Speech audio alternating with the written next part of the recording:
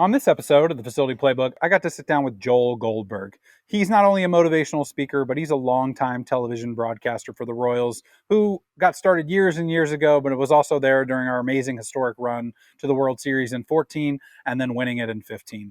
I loved hearing about how he equates what he's learned on the field, interviewing the players at all the different facilities and different stadiums he's been to how you can manage your business, how you can manage your facility, and how you can manage your team. Hope you enjoyed this episode of the Facility Playbook with Joel Goldberg.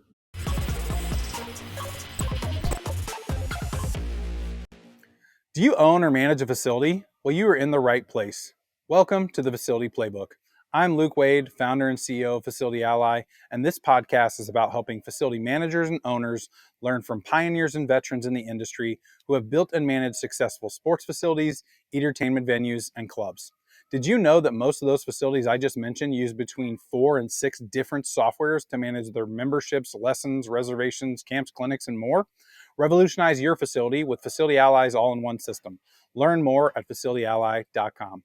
And today I'm really excited to have Joel Goldberg, a motivational speaker and longtime television broadcaster here in Kansas City with us today. Hey, Joel, thanks for coming on. Luke, thanks for having me on. Before we jump in, I'd love to hear a little bit about your background and what led you to where you are today. Well, I'll give you the short version of the 29 years, but pretty much grew up always wanting to be on TV talking about sports, which really means I could talk but wasn't a great athlete. Pursued that, landed in television news, small market, pretty quickly doing sports, local high school sports, all that type of thing, and kind of climbed the ranks. Eventually made it to regional sports, which was much better than news because it was all sports all the time.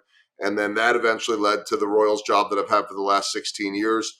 A light bulb went off about 7 years ago where I always had the question of what do I do with my off seasons? And it would be occasional this, occasional that, a game here, a game there, nothing really to make a lot of money on, but just something to get me out of the house. And a friend of mine suggested that I start a speaking business, which I had no idea that such a thing even existed.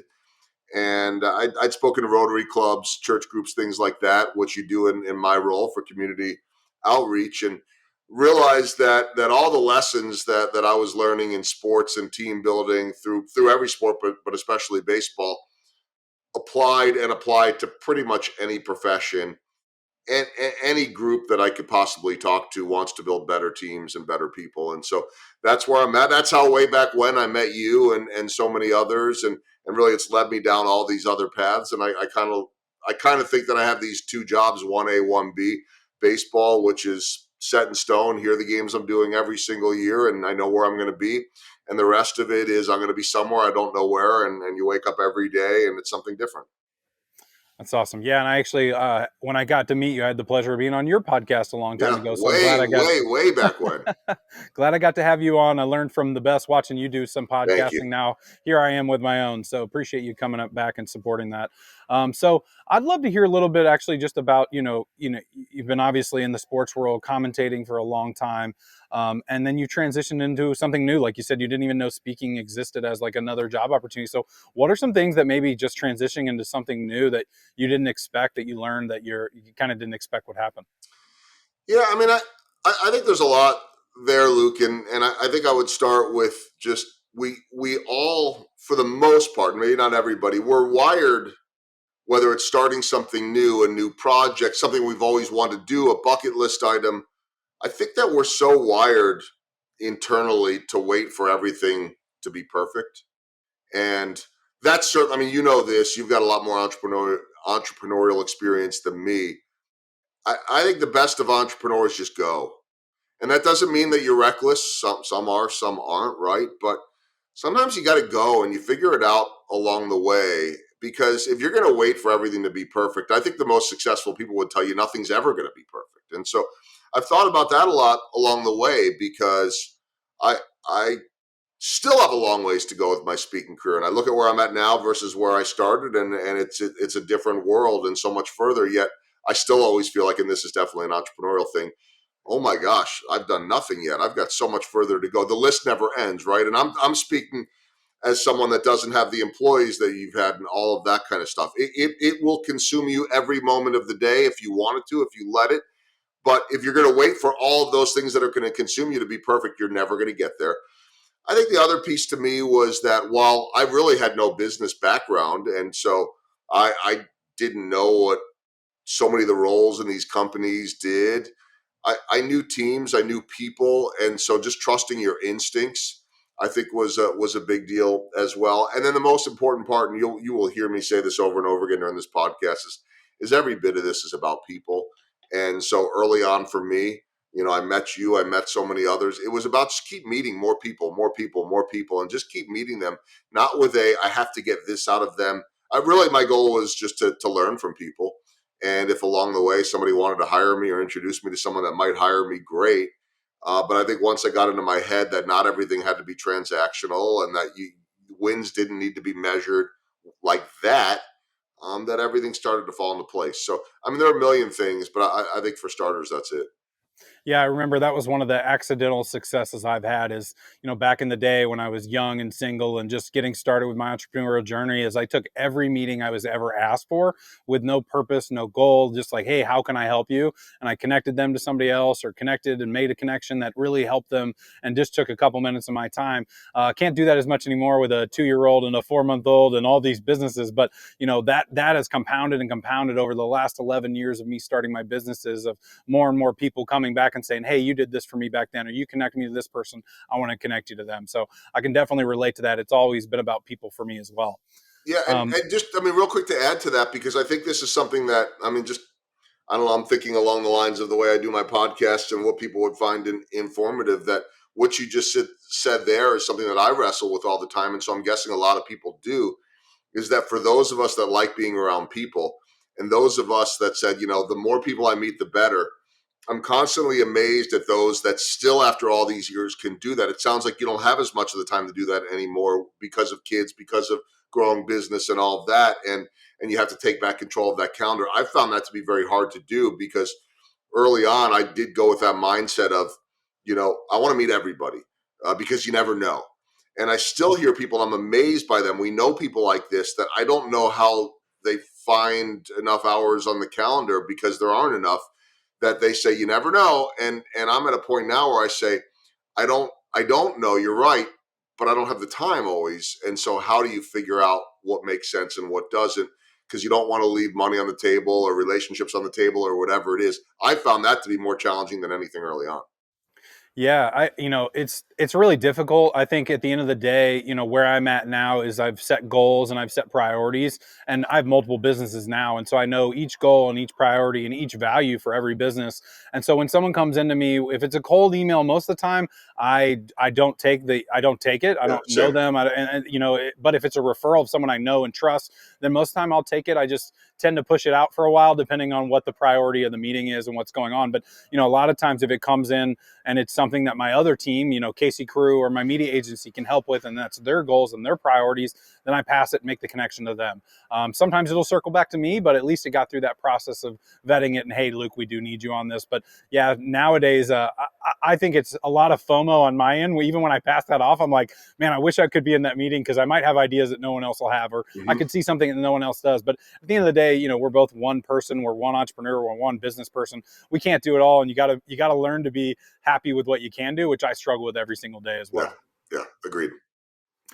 Cool. Well, I'd love to hear, since we're Kansas City, we're here in KC and we love it so much. How did you get started with the Royals? How did that come about? Yeah, it came about a little bit accidentally, but maybe still a reminder that relationships matter. I was working in St. Louis before here. I had been there about coming on 9 or so years.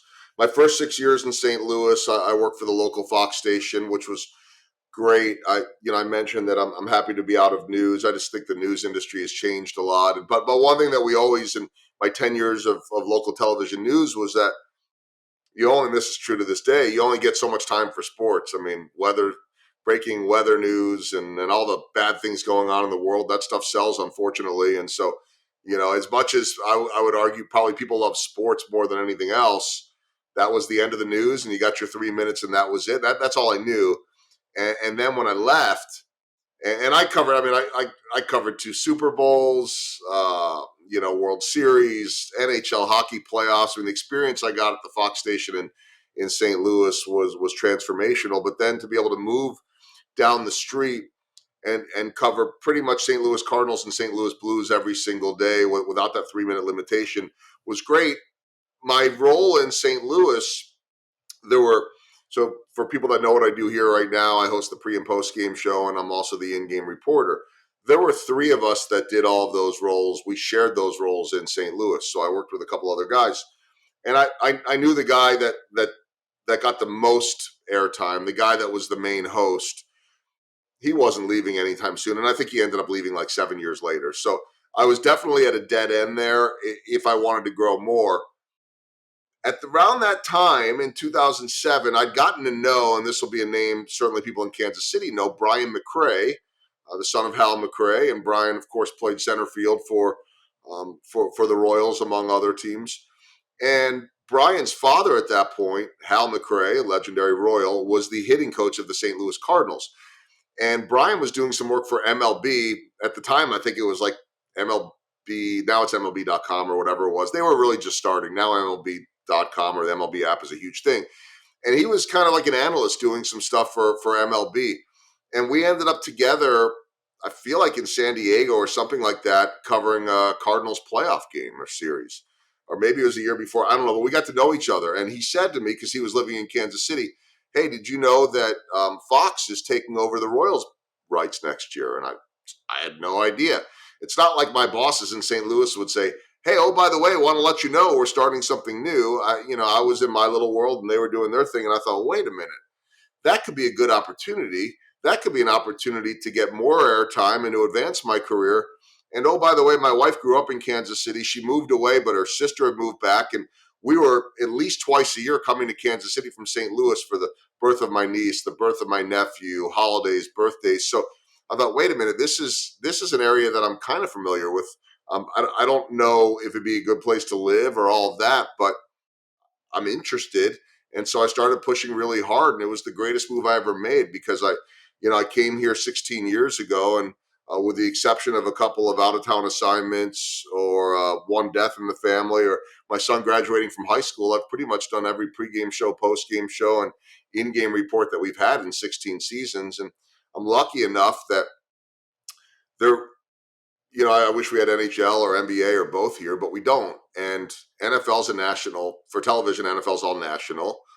And so we don't really have other sports. If I go to Minnesota, Detroit, even St. Louis, where they have Blues, their staffs are bigger because they rotate people in and out. Give somebody a break, take a break from this sport. I came here and it was baseball all the time. There's no time off, but I know that every day for fans, for better or worse, I'm going to be the guy. And so there was an incredible consistency to that. And then the really cool part is that somewhere along the way, I don't know where, I had that moment. Because in my career, and maybe this is true for everybody else, in my business, I should say, people always want to ask you what's next. And I think that's probably universal for everything, right? In life, where are you going after you graduate high school? Where are you going to college? When are you getting married? When are you having kids? When's your next promotion? When's your next? That's TV as well. And I hit a point in Kansas City where I'm like, you know what? I don't think that I could get an opportunity like this with the responsibilities I have anywhere else. I'm good. And maybe the only thing that was holding me up is, when you do the same thing for so long, as amazing as baseball is, maybe you get a little bored here and there. Then the speaking business started, and I've never had a boring day because every day I go to the ballpark, even on a slow time or a losing streak, I'm finding some kind of lesson I could share with others. So, very long of that story is that I ended up in Kansas City. I went after it hard. I got it. It was the best decision I ever made.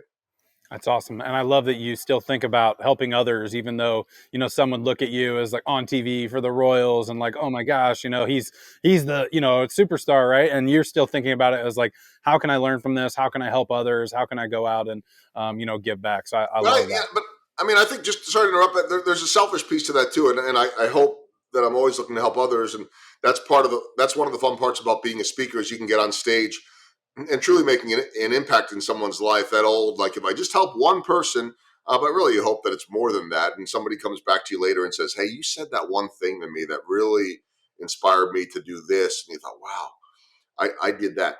And I never got into all this for that's kind of the deeper purpose we find, I think, as we get older and we start to see that our job is more than just fill in the blank. For me, it's more than just a win or a loss. It's more than just a baseball game. But I think also, like, people will say, man, how do you survive the grind of a season?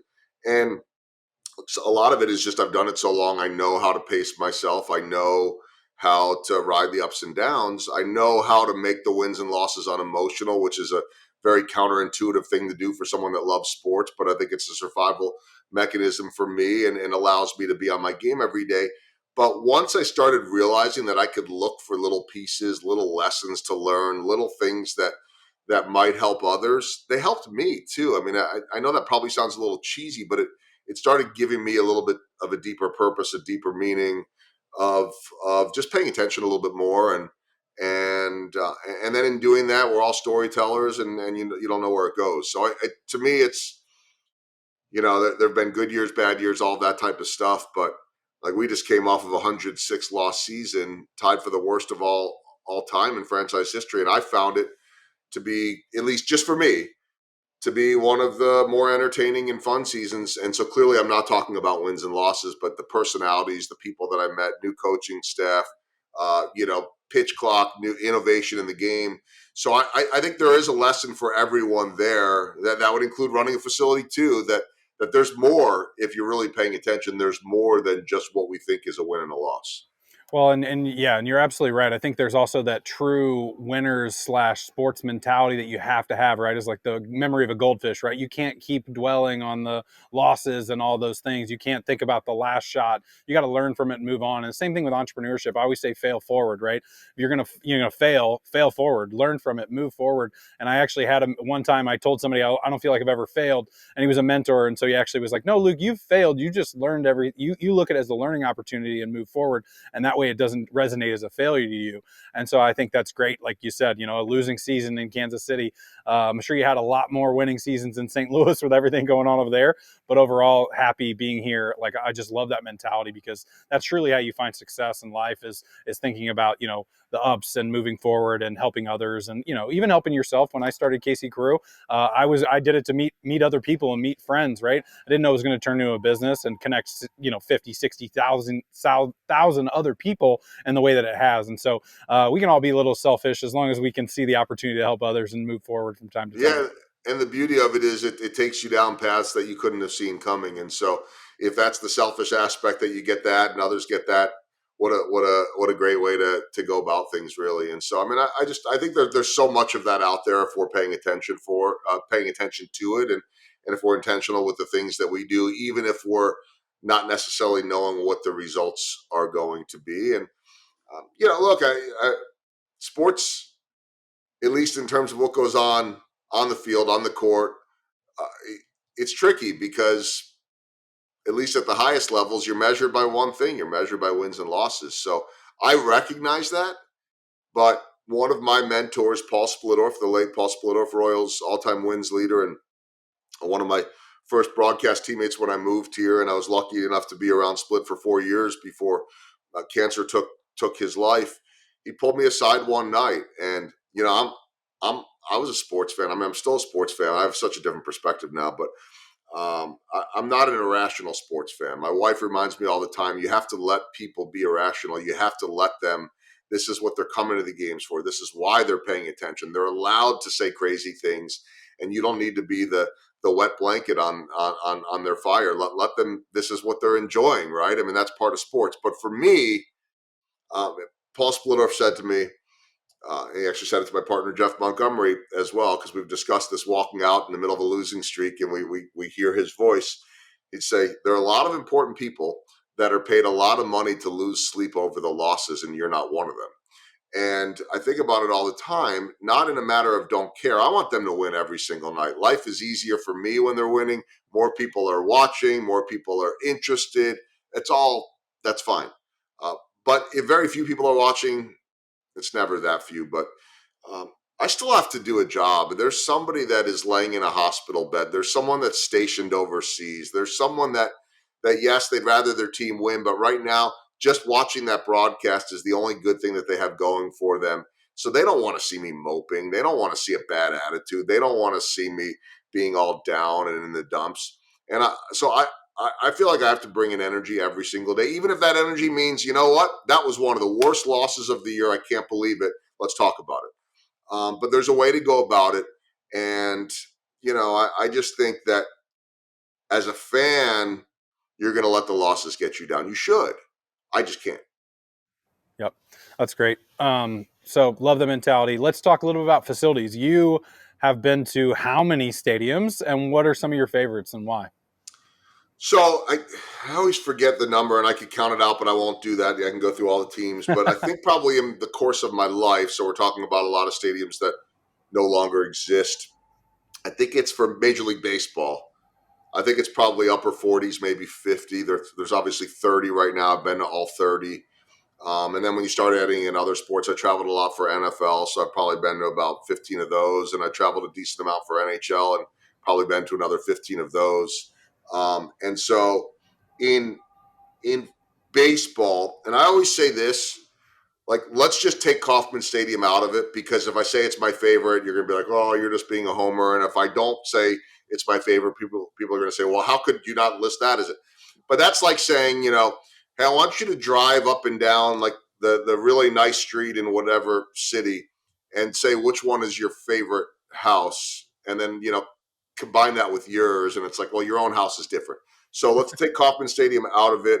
The easiest lesson on this one is always the worst stadium. That's Oakland. And then you could debate, what after that, and that could be anything from Tampa to the White Sox. And I'm not saying anything that people haven't heard before. I try to be, fairly play the political game and not insult people, because it's never nice to insult someone else's house. It's somebody else's house.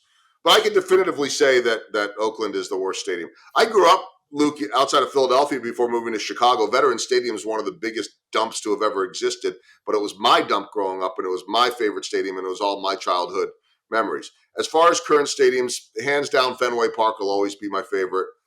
But, and Wrigley's close too. But I always say Fenway and Wrigley are like those two, and then 28 others. Maybe you could put Dodger Stadium in there, since that's been around since I think the early 60s, 50s, when the Brooklyn Dodgers moved out to LA. Those three are like going back in time, especially Fenway and Wrigley. I can actually feel something when I walk into Fenway Park. I mean, that stadium opened, I think, the week that the Titanic sank. Wow. So that, like, the first thing I would tell people is, if you're ever in the Boston area and it's baseball season, just go. Whatever you have to do, get in there, because it's a truly unique experience. And I think you could say the same for Wrigley. I like Fenway a little bit better. The newer stadiums, I love Seattle. I love San Diego.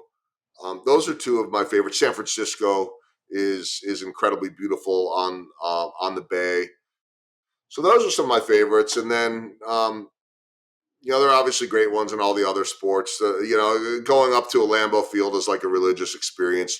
Going to a hockey game in Montreal is like a religious experience. It's all anyone's talking about everywhere you go on the streets. I could go on and on, but in terms of baseball, I think outside of the old ones, San Francisco, San Diego, and Seattle are probably my three favorite. Baltimore also, I love Baltimore too.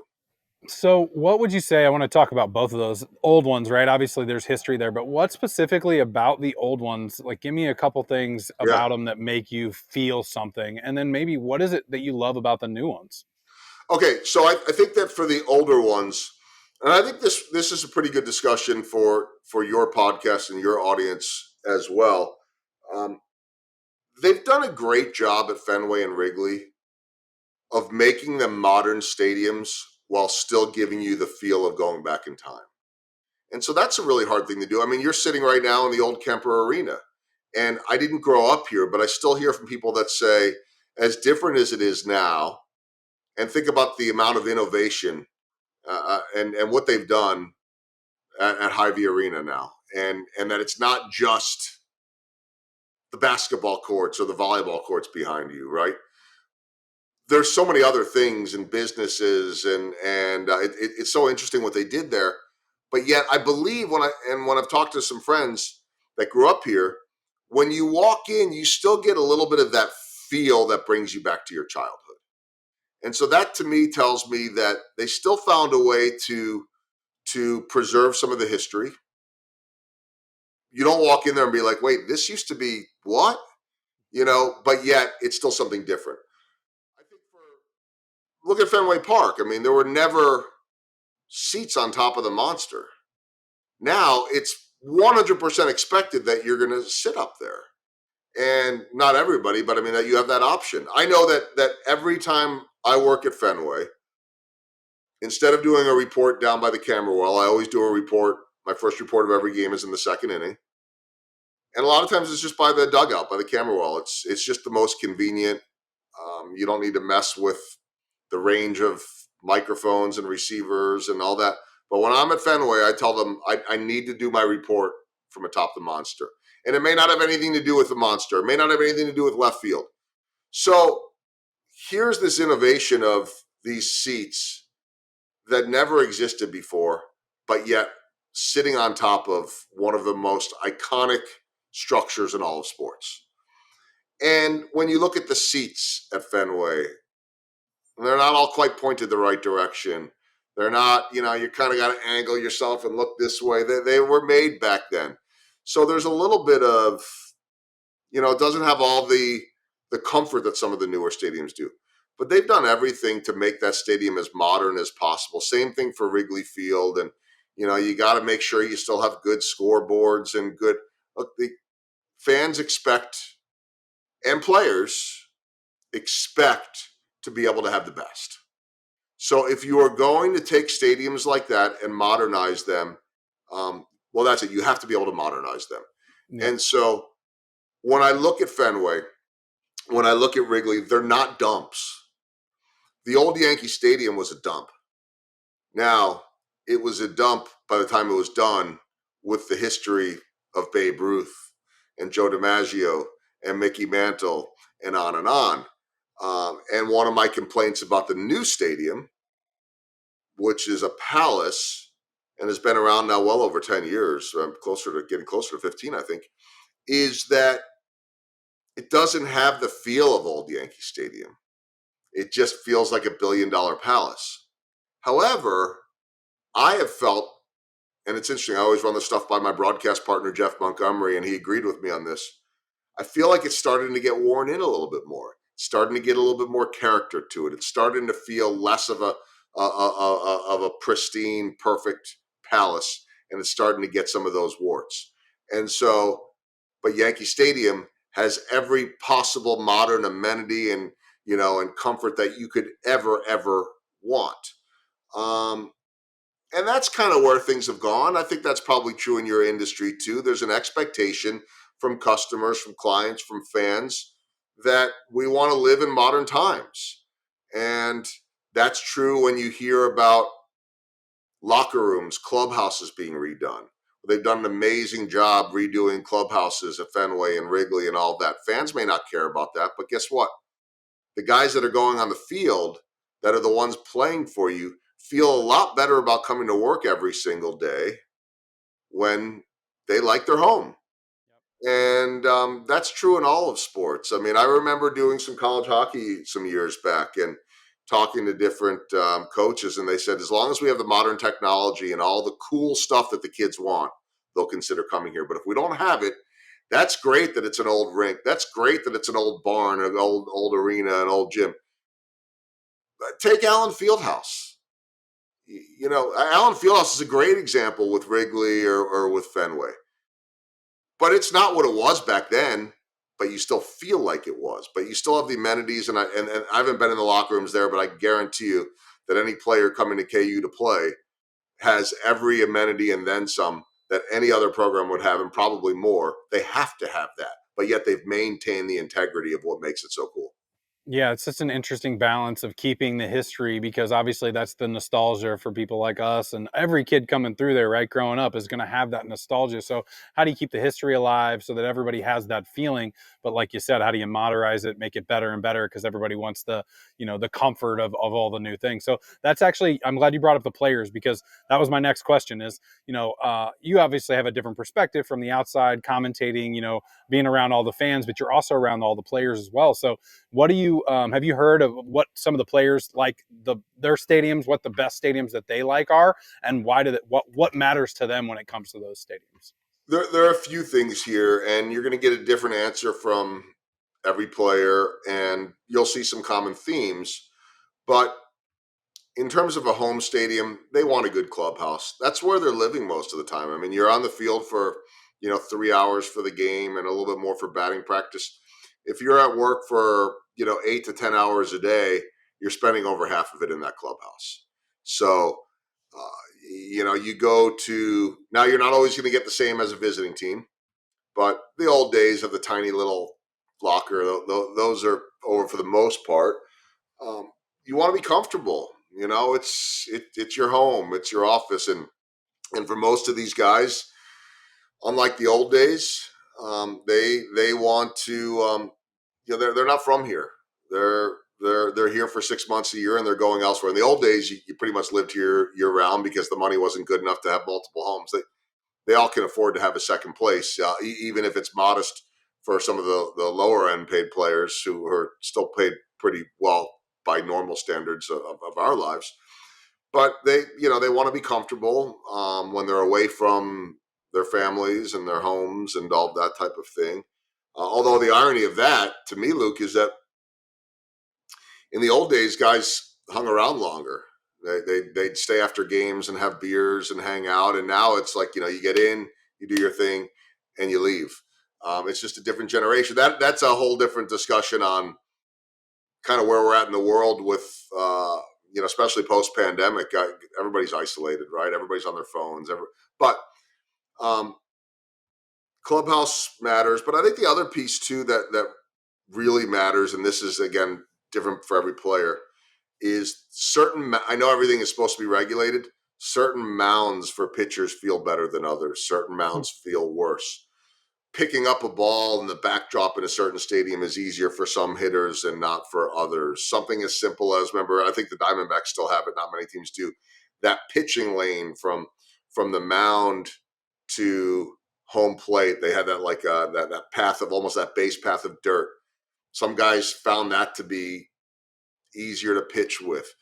I mean, like sports beyond just superstition, guys know what works for them and what doesn't work for them. And I could go and ask my partner, Jeff Montgomery, okay, what was your favorite place to pitch? And well, it was this and this and this. And then I could ask Jeremy Guthrie, oh, I love this mound. I always did this here. You go look up their numbers, and sure enough. So why do they like that stadium? Because they had success. Do they like something specific because they had success? Did they have success because of something specific? Sometimes they know, sometimes they don't. But a lot of it is just that. It's just a history of doing well there, and you get comfortable. And why does any guy do well against a certain team or a certain pitcher or in a certain venue? And it gets into their heads in a good or a bad way, and that ends up really affecting guys. Are there any facilities that you or stadiums? I guess obviously baseball. I know you've been in a lot more, but everybody talks about how loud Arrowhead is and how it'll mess with the game, right? And the other team's not used to it. Is there anything like that around baseball or any other sports that you've seen where it's like this stadium makes you feel a certain way? Yeah, I mean, I think as anti roof, I was going to say dome. There really aren't a whole lot of domes anymore, but um, I don't love indoor baseball, although I find myself loving indoor baseball more if the roof is retractable and it means that we're going to play versus being postponed. But when you close some of those roofs, I mean, Houston gets as loud as any place that I've seen. And part of getting loud is not just having the roof closed and all that noise trapped, it's having big crowds. I think everybody in the country that's a baseball fan, outside of anyone that's an Astros fan, hates the Astros because of the cheating scandal. But they've been the most successful team in the last 6, 7 years, which means that they draw massive crowds every single night. That certainly beats playing in front of 7,000 fans when you're playing in front of 35,000 rabid fans. And you can't help but feel that excitement, the energy level in the place. I mean, it's hard to duplicate that. We were in Philadelphia this summer, and now they're outdoors, but Philadelphia fans are everything that people say in terms of their reputation. And it was just 3 thrilling games. The Royals actually won the first. and they'd had a player, Trey Turner, who's making massive money and was struggling, and Philadelphia fans decided that weekend that they were going to cheer him on, which is the most un-Philadelphia thing I've ever heard of, because even though they're the city of brotherly love, they don't give out a whole lot of love. Maybe it's this generation we're in now. I know when I grew up outside of Philadelphia, not only would the fans get after the players, they would get after their family, they would get after you name it. And I'm not saying that was right, but that's the way they did it. Now they're going to cheer on a guy that is struggling mightily, hoping it might affect his confidence. And while we were there playing the Phillies, it happened. He hit a home run. And you would have thought they won the World Series in that moment. And that place was just so raucous all weekend long. I love that. I love going to Yankee Stadium now, because you're, as much as it could be, look at us, the bright lights, we're the Yankees, you're not. That, at least in my head, that's the way it always feels. That small market inferiority complex. The big stage is fun, and so places like that get big crowds every night. And unless they're getting completely shut out, which is even better from our standpoint, it just gets very, very electric. And so that's fun. But I think any of those places that can close a roof and have a big crowd, it could be hard to hear yourself think sometimes. Awesome. Have you worked with many of the facility managers? Or do you have any insight on what it looks like to run a facility of that magnitude? No, I mean, I think probably the guys that I talk to, and I think this is interesting. The guys that I probably talk to more than anyone at different stadiums, men or women, um, are sometimes the head groundskeepers. So that's at a lower level than running the whole stadium. I certainly know the guy that runs the Royal Stadium and have known him for a lot of years. And I'm always amazed at just the amount of detail and the amount of everything that's going on.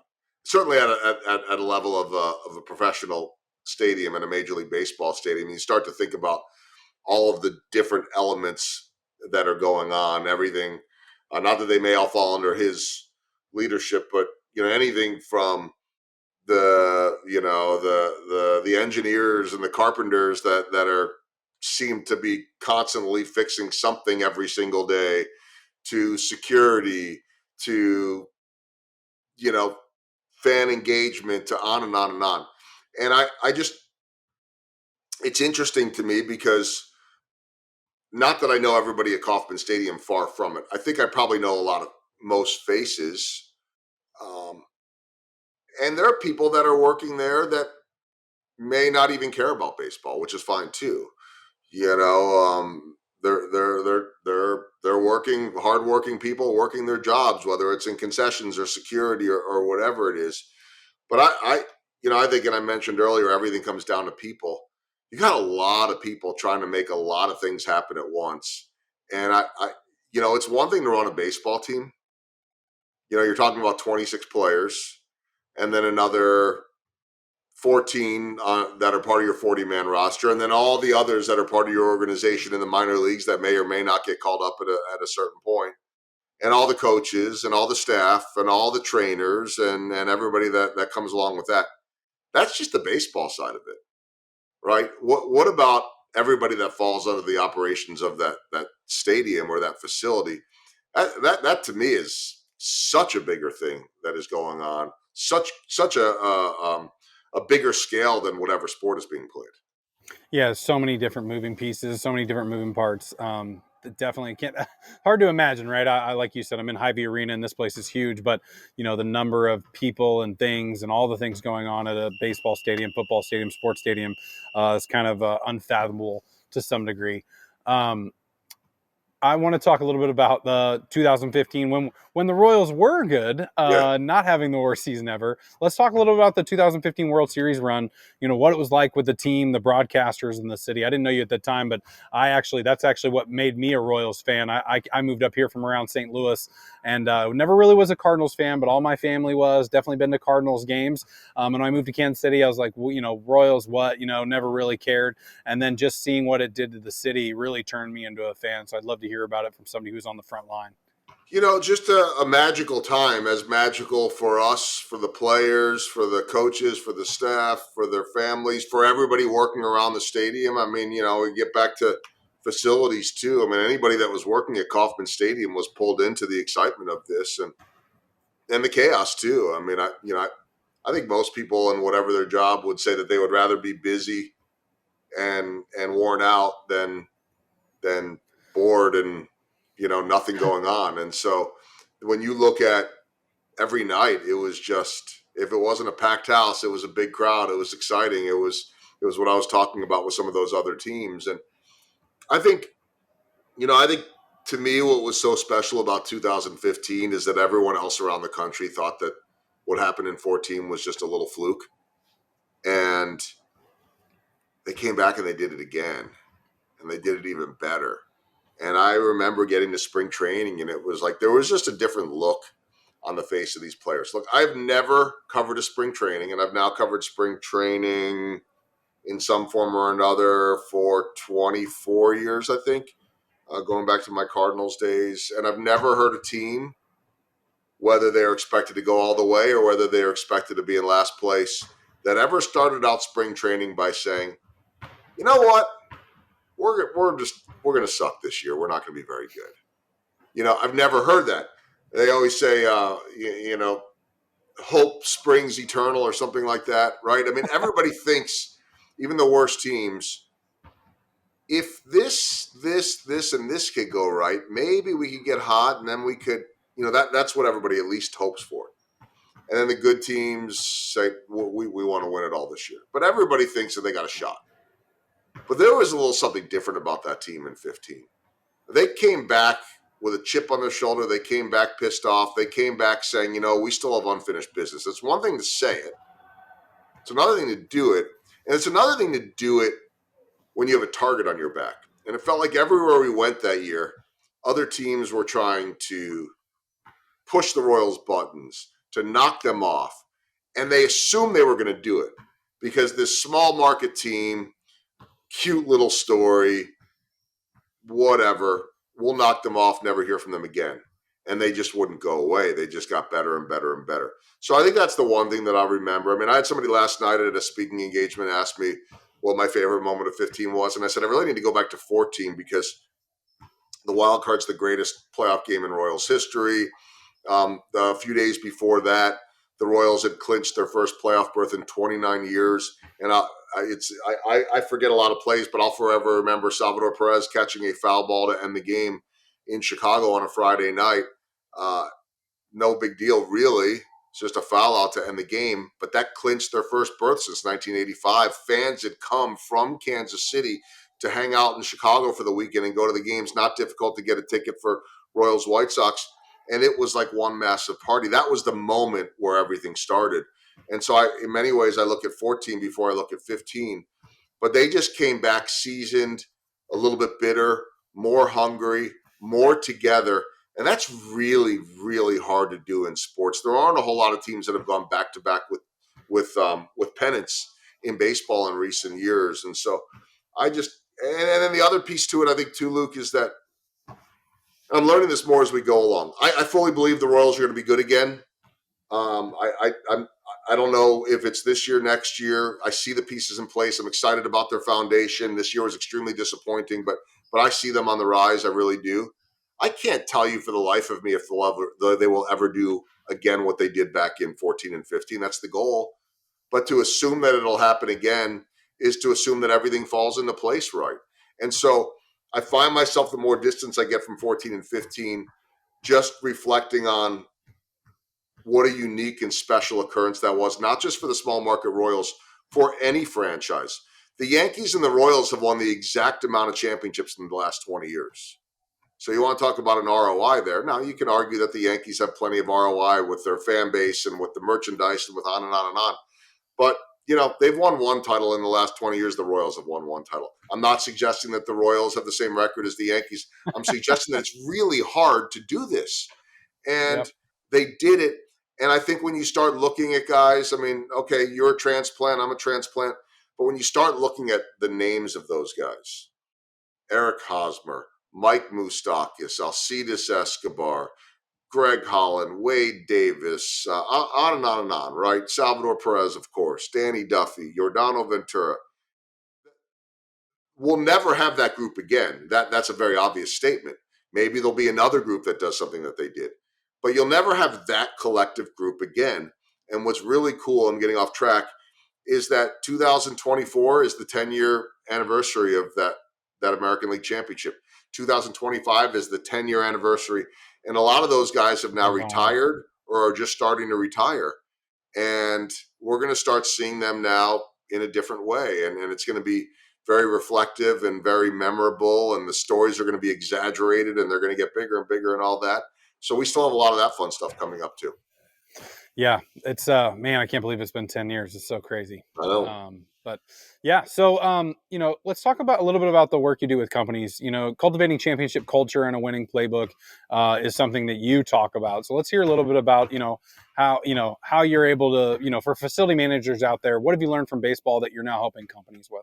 Yeah, and this absolutely plays into everything, and certainly a little bit of what I just touched on with the amount of moving parts in running a facility, which I think you would know better than me, Luke. Whether it's something the size of Kauffman Stadium, whether it's something the size of Hy-Vee Arena, or it's something a little bit smaller, unless it's the tiniest little thing, it's not a one-person show, right? I mean, you have a lot of people and moving parts. And so I think the first thing, again, I'll go back to this because it's really part of everything that I do with my speaking, is everything you do is about people, whether it's your own people, whether it's the people that you serve, and we should be serving our own people as well.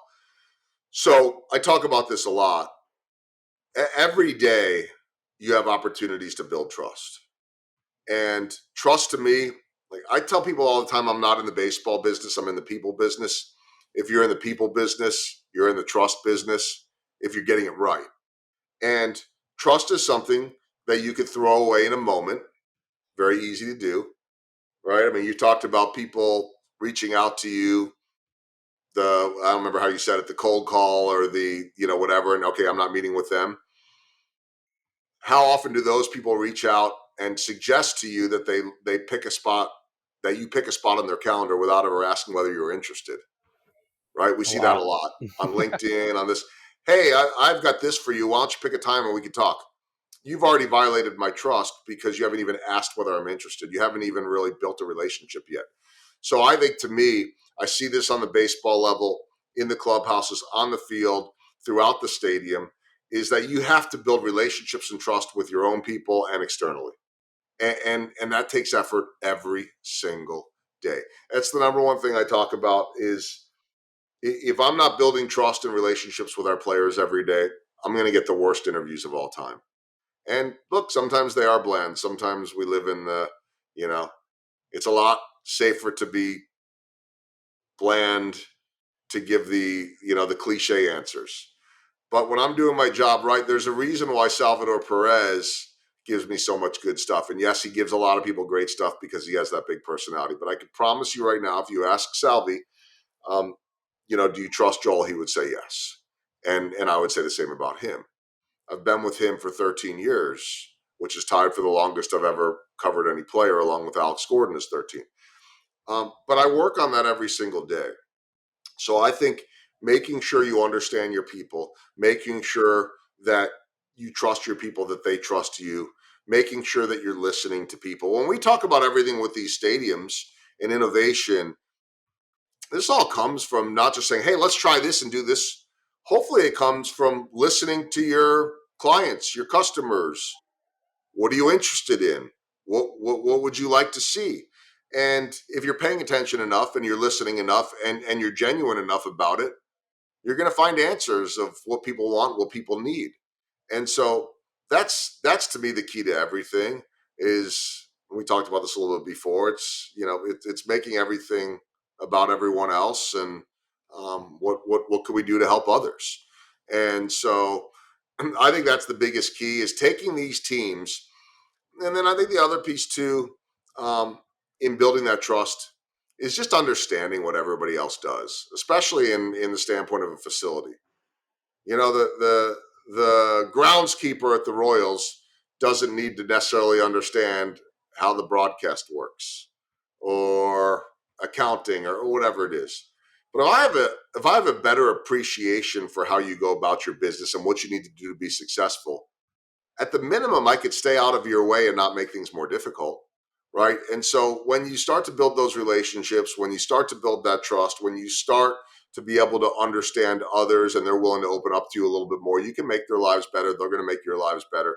I think that's the biggest thing for me. And that's something that I try to do every single day. And I'll add one more thing to it. And it's important. You've probably heard me talk about it before, is when I walk into a baseball clubhouse or a locker room, we call it a clubhouse. And I think this is important for all of us. I recognize most people will never walk into a baseball clubhouse, but I'm not in their fraternity, so to speak. All right. I didn't play the game. And even if I did, it's a different generation. So it's their house, it's their place.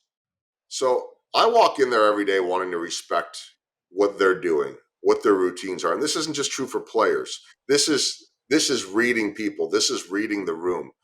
And so I take a lot of pride in trying to read that body language and say, is this the right time? Is this the wrong time? Because most of us are uncomfortable saying no.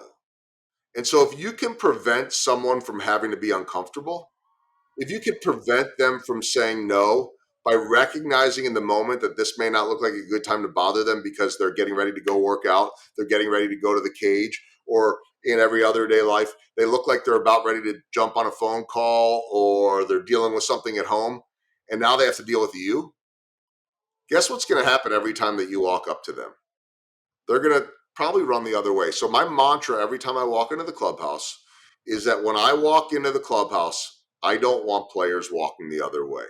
And you do that by respecting them, by reading them, and then by communicating with them, whether that be with our English speaking players or guys that are bilingual or guys that only speak Spanish, but I can communicate a little bit with them, and always being what you say you're going to be where you're going to be when you say you're going to be there, meaning, hey, Luke, you got a moment to do a quick interview? Sure. Hey, I only need 30 seconds to a minute, but I see all the rest of the media back there. There's the chance if I start this, they may come running over. Are you okay if it goes more than a minute? I'm kind of busy. Can we go do it somewhere else? Or do you have a better time to do it? What works for you? And when I've made it a point of doing that my whole career. And so guys never push me away. Very rarely do they push me away. So it's, everything we do is about putting other people in a place to succeed. That's not a television broadcast thing. That's true no matter what we do. And if you can regularly and consistently do that and be who you say you're going to be, people will talk to you all the time. Yeah, I think it's important, like you said, just key respect. I'm sure for these guys, they get treated like, these superstars, and people just come up, sling questions at them, ask for photos, like Yes. without really asking them if it's okay, or respecting them. And so when they get treated like a normal human being, right, with respect and communication, I'm sure it feels really good to them, which is how you say you build trust. And I think that's important, and that goes a long way with the janitor of a facility, the groundskeeper, right? Your employee who's the manager, right? Just respecting their time. And the same thing, like you said, works for them, right? If they're having a bad day or it's not a good time to meet or they're busy, respecting that as a manager and owner will go a long way with those Yeah. employees as well. And the other thing too, like, look, there are some managers and owners. I'll focus on them that remember every name and face, and there are others that don't remember anyone. That doesn't have to be a you're a good guy or a bad guy thing. Some of us are good at that and some of us aren't. I recognize faces. I don't remember a lot of the names. And especially for me, where everything can be so out of context, when I'm walking around the stadium and I'm seeing fans, my head's spinning because I'm maybe listening to the game in my ear or a producer and I'm looking for this and I'm chasing that. And then the next day, I'll have a friend that'll be like, hey, it was good seeing you yesterday. I'm like, did I? So I get that. But with all that said, my point on that is just that, some people are better at this, some people aren't. Is that when you take a genuine interest in people, it's always gonna work out well for you. And like I saw this, I knew this, but it was really reiterated to me this year. The Royals' new manager last year, Matt Quatraro, who I still think probably most fans, average fan, if you walk down the street, they wouldn't know who he is yet. I mean, he's only been here 1 year. He's certainly the nicest baseball manager I've ever worked with. But beyond that, I saw it. He did this with me early on in the offseason, and then I watched him do it with people throughout the year. hey, what's your story? How did you get here? Where did you come from? I remember he asked me that, I think, last January. I'd interviewed him once when he got hired in November for 5 minutes on live TV. My only encounter with him was on live television. It's not like we had sat down. And I reintroduced myself to him. And he goes, I know who you are. You've been here forever. And I'm like, oh, okay, yeah. Hey, tell me your story. How did you get here? And I thought, boy, I never really had a manager ask me that before. And I'm not expecting anyone to ask me that. They got enough stuff on their plate, right? The owner has enough stuff on his plate. The manager at the facility has enough stuff on their plate. But imagine what happens when that manager or that owner wants to know not just how is the janitor doing? Hey, how you doing today? That's nice. Hey, how long have you been here? Or how did you get here? Or what's your story? Wow, they're taking an interest in me. That's very powerful. I watched Matt Quatrero do that. We'd be waiting to start an interview, and we've got a lot of people we pick up on the road, crew members, and this one woman, her role is just to help with the gear and make sure the gear gets from here to here, and you need a new microphone cable, she's going to run and get it. The job's called a runner. Okay, it's not a glamorous job, and we're waiting to start this interview with some of the media coming over, and he goes, hey, what's your name? What's your role here? What's your story? I mean, that's pretty powerful to me. And so something that I try to remember as well, I need to be better at it, but that's a great way to build trust in relationships when you actually take an interest in someone. Yep, definitely. So if you started all over today, what would you do differently? Two things, well, probably a lot of things actually, but the one, and this is just silly, so I don't know that it's going to really help anybody, is that I would have studied Spanish in high school instead of French. It would have had me so much further along. Same. I did the same thing. I even took French in college. I'm so mad I didn't do Spanish. Yeah, I was good at it too, but you're younger than me. But hopefully you'll agree with me on this one. It's harder to learn this stuff when we get older, and I'm still trying every day. I do a little bit of Spanish, but I such a mistake because I think I could have been fluent in Spanish, and I'm never going to be. So that's a big regret. And then I just think the other thing is, and and this is probably true for all of us. I asked this question a lot to veteran ball players. I remember asking it to CC Sabathia once, Curtis Granderson. What would the older you tell the younger you? It's a kind of cliche question, but I think it's an informative one as well. And the older version of me would tell the younger version of me a little bit of what we said about not making everything perfect. Just go do it. Just go do it. And I was so hung up in my younger years where I wasn't the main guy. Um, I don't know if I'm the main guy now, but I host every show, so I'm the main guy in terms of hosting the show. And in my younger years, I was the fill-in host. I was the backup anchor. If the weekend sports anchor was on vacation, I'd fill in for the weekend. And I felt like in those 3 days, I had to make it completely perfect because that was the only way I was going to move to the next step. And everything had to be right. And I put so much damn pressure on myself that I was terrible. And what I try to tell everybody, not just in TV, is just go do it. The more you do things over and over again. I mean, people ask me all the time, do you get nervous on TV? And my response is, why would I? I do it every night. But the younger me was sweating bullets. And, the older me, when I make a mistake, I just move on to the next one. And the younger me, it sat with me for a week, a Yep. month, Oh yeah. days. And a really bad one now might sit with me until I fall asleep. But for the most part, I don't even remember what I did 10 seconds later. And that's a good thing to do. So I think that's it, is just stop putting so much pressure on ourselves. Let it happen. And repetition is everything. Yep. That's amazing. Thank you for sharing that. So what does the next 3 years look like for the Royals, Joel Goldberg, and then the speaker? Yeah. I mean, the Royals will keep getting better. I don't know. I certainly hope they can't get worse. I mean, I guess it could always, you could always record-wise get worse, but that would be historical. And I'm really excited for what the Royals are doing because it starts with Bobby Witt Jr. They have one of the most exciting young players in all of baseball, and does that mean that he's going to lead them to a championship? I have no idea, but he is hands down the most talented player that I've seen here in my 16 years, and he's 23 years old. So I think that is really exciting, and there's some other really nice pieces around him. So I'm excited about that.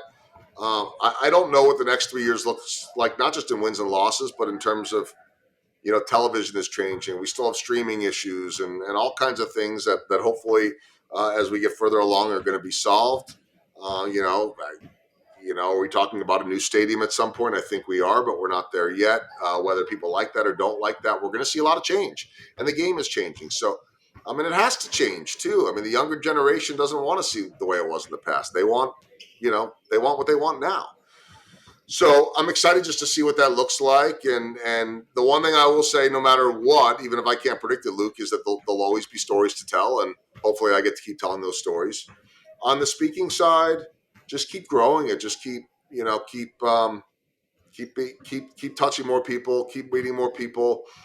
When I started this thing, it was almost all local, and I had to let people know I was doing it. I still feel like a lot of people don't know that I'm doing it, and it's not just a little show up in a cute little 15-minute speech. It's it's a lot of work, and hopefully in terms of ROI, everybody in attendance is getting a lot, and it's been every type of profession from athletics to education to engineering to healthcare to, I mean, you name it, I've done it. But what's been really cool the last couple of years post pandemic, and it keeps growing, is it's been a lot out of town.